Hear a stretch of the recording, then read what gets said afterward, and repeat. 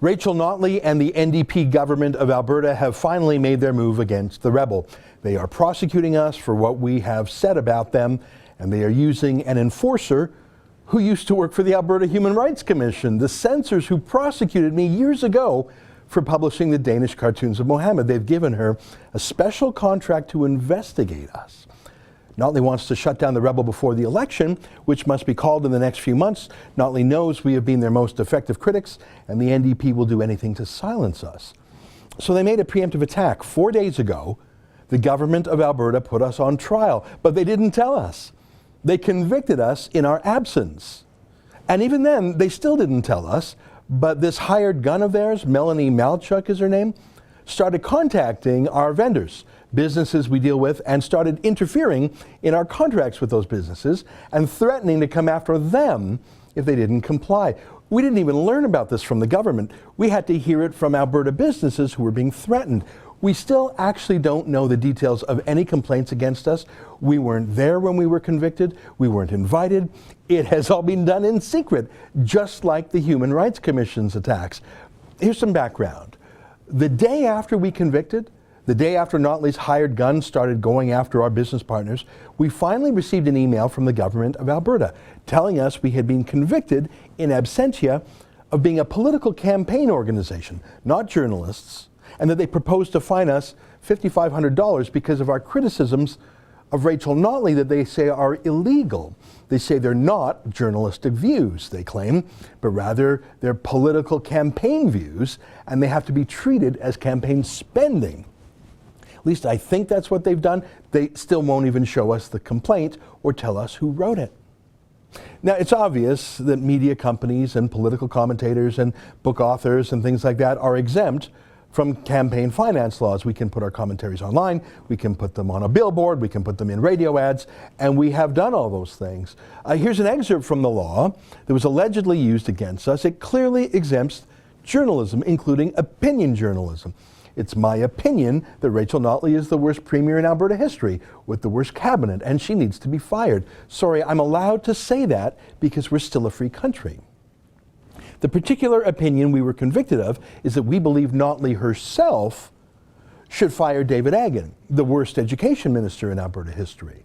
Now, a $5,500 fine in itself won't bankrupt us here at The Rebel, but of course we're not going to stop our journalism. We're not going to stop our criticism of Notley and her destroyers. I mean, Sheila Gunn Reid wrote a whole book about it. In fact, this just adds another chapter to the book. So we're going to keep doing this, which means they're going to keep fining us. And as you can see, the penalties for companies like ours can be $100,000 a pop. $5,500 is just their first sucker punch. We can't survive a $100,000 fine. And Notley could fine us every month. We'd be out of business before the election, which is exactly her goal. In fact, they have extreme powers. They could actually run to court to get an injunction to shut us down. For all we know, they're preparing to take that step already and keeping it secret from us again. Let me give you a bit more detail to show you how improper this is.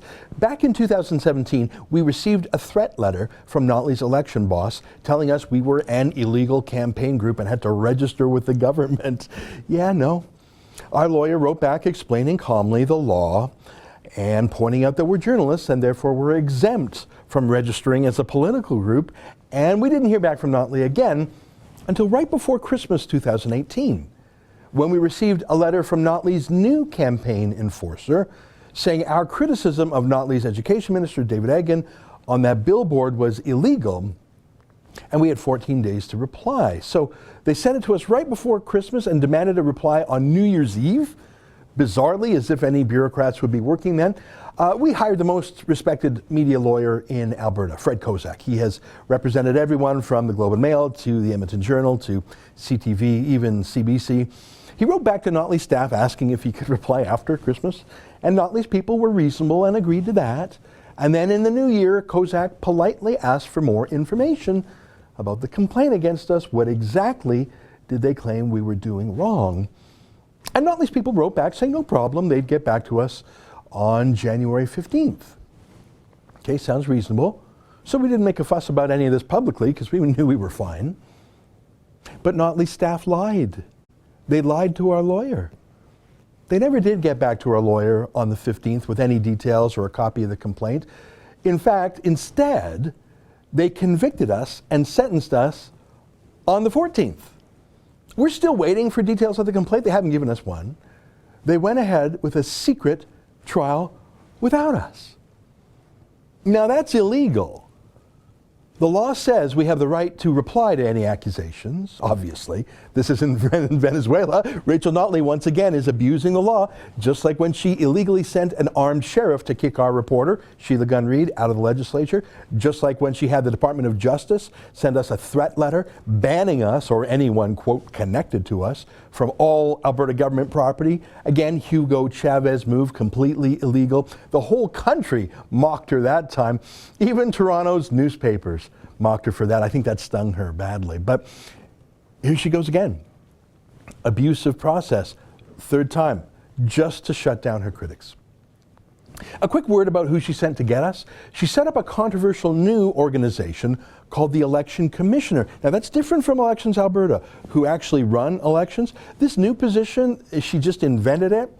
And weirdly, she handpicked an extreme partisan activist to be her election commissioner. His name is Lorne Gibson, and he hates conservatives, at least he sues them. He actually sued the former conservative government for hundreds of thousands of dollars. He's a kook, though. He was thrown out of court. But when Notley took power, she appointed this hater to the position over the protests of every opposition conservative MLA who voted against him because he's toxic. Normally, neutral, nonpartisan people are appointed to these sensitive election positions. It's like being a judge. You have to be nonpartisan, but that's not what Notley wanted. She wanted someone to take out her enemies, and he has. Here's the website of Notley's new hatchet man. This is a list of the groups he has started going after with fines. Look at who he's fined so far. The Canadian Taxpayers Federation, a conservative group called Alberta Can't Wait, a pro-life group, and now The Rebel. Do you see a pattern here? No left-wing groups, no environmental groups, no union groups, none of the NDP front groups like Press Progress, just grassroots conservatives. But it gets crazier. You know, I mentioned that before we were even told that we were convicted, they sent out some hired gun, some contractor, to start shaking down our business partners. It was weird. I showed you one of her emails. Her name is Melanie Malchuk. She's the enforcer they've hired. Who is she? I knew I had come across her name before. Well, look at that. For years, she worked for Alberta's discredited Human Rights Commission. The kangaroo court that went after me for 3 years for publishing the Danish cartoons of Mohammed. No wonder she hates free speech. That group tried to shut me down for publishing cartoons. Now she's coming to get me for criticizing Notley. By the way, 2 former Human Rights Commission staff are still suing me. Here's an access to information document from the Human Rights Commission showing that Malchuk was personally part of the team that was getting their press clippings, keeping up on the lawsuits to get me by former Human Rights Commission staff. These folks are obsessed with silencing me and my team. Now, this has all happened in the past few days. Let me be clear. Rachel Notley is coming to kill the Rebel in the run-up to her re-election. I'll publish all of these key documents on the website I'll tell you about in a moment. You can see for yourself. Now, it will not surprise you to hear that we are not going to pay this $5,500 fine because it was a kangaroo court run by out-of-control partisans who didn't even follow their own law. They didn't show us the complaint. They didn't let us reply. They're illegally prosecuting journalists. They lied to our lawyer. So today, our lawyer served notice on Notley's bullies that we intend to take them to a real court, not their kangaroo court, where they lied to us about the procedure, violated their own laws, and had a secret trial. No, we're appealing to a real court. Let me quote from our letter. We intend to file an appeal to the Court of Queen's Bench of both Rebel Media's conviction and the $5,500 penalty, unquote. Not going to pay the $5,500, but we're obviously going to pay a lot more to fight. I have no doubt that this battle will cost tens of thousands of dollars in legal fees, perhaps even $100,000. And I have no doubt that Notley's thugs will come after us with more and more fines. The next one will surely be tens of thousands of dollars. I showed you the law. They could hit us with a $100,000 fine every month, every week.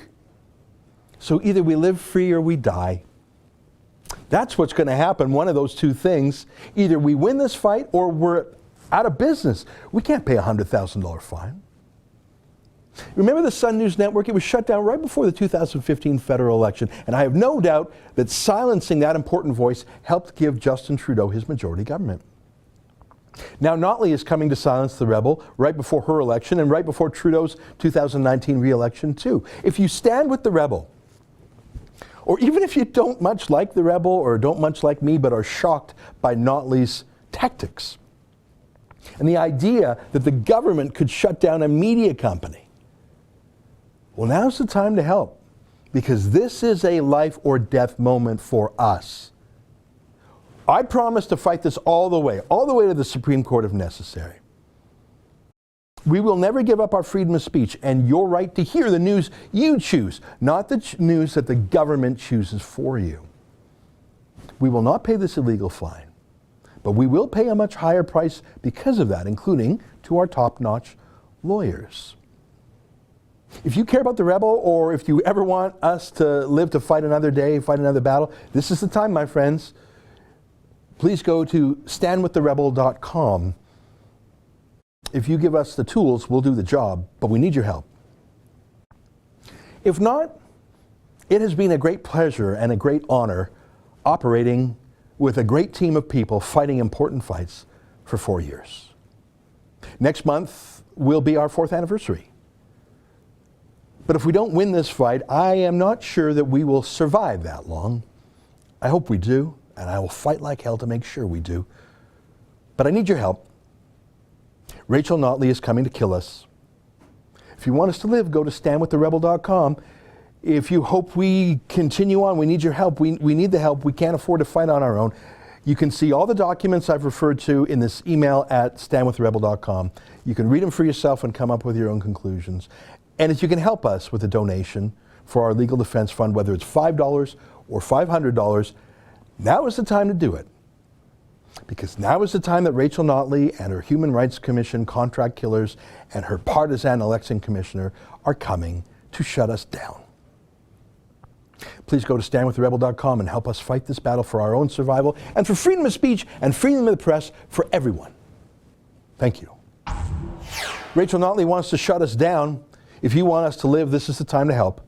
Please go to standwiththerebel.com and contribute to our legal defense fund.